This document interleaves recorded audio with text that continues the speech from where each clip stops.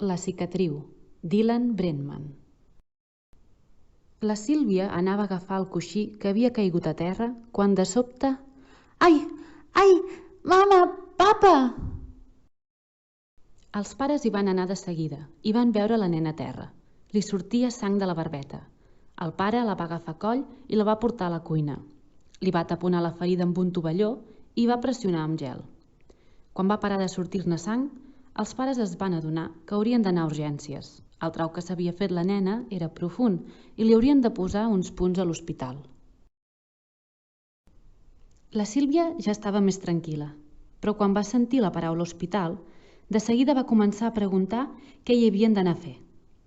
La mare li va respondre que s'havia fet un trau a la barbeta i que li haurien de cosir. Però que m'ha de caure la barbeta? No, bonica, només t'han de cosir el trau, va dir el pare. Però em quedaré lletja per sempre, va cridar la Sílvia. La mare va abraçar la filla i li va ensenyar una cicatriu que tenia al front. Gairebé tothom té cicatrius. En el moment en què ens fem mal, sembla que el món s'acaba, però després ens adonem que cada marca explica una història. I com t'ho vas fer, això, mama? Va dir la nena, passant el dit per la cicatriu de la mare. Al cotxe t'ho explico. Els tres van pujar al cotxe i van anar cap a l'hospital. Aleshores, la mare li va explicar que quan era petita li encantava que la fessin girar agafant-la pels braços. Un dia, un cosí seu la va fer girar amb tanta força que ella es va donar un cop al cap amb un armari. Li van haver de posar 4 punts al front. A l'hospital, a la Sílvia la va atendre un metge alt i gros que tenia una cicatriu a la galta. La nena no podia deixar de mirar-li aquella marca. Quan l'home va començar a agafar els instruments, la Sílvia es va posar a plorar. No vull que em cosiu res, me'n vull anar.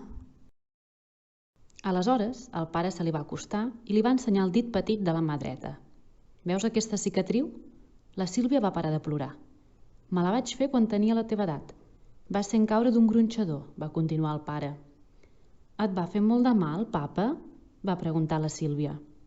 En aquell moment em va fer mal, però no vaig deixar mai de pujar un gronxador per culpa d'això.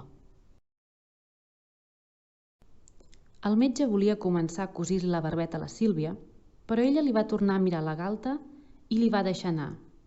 I tu, com et vas fer aquesta cicatriu?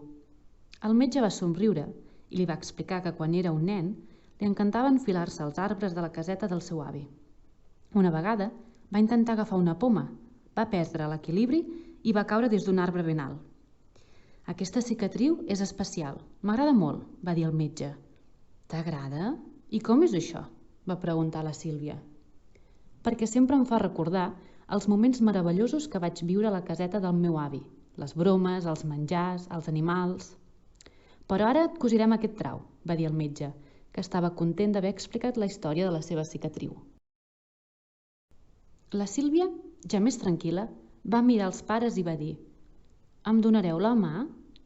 El pare i la mare se li van acostar i li van agafar ben fort les mans. En el moment que el metge va anestesiar la ferida, la Sílvia va plorar una miqueta, però després el dolor va desaparèixer i el metge va poder fer la seva feina. Li van posar 5 punts a la barbeta, un més que la mare.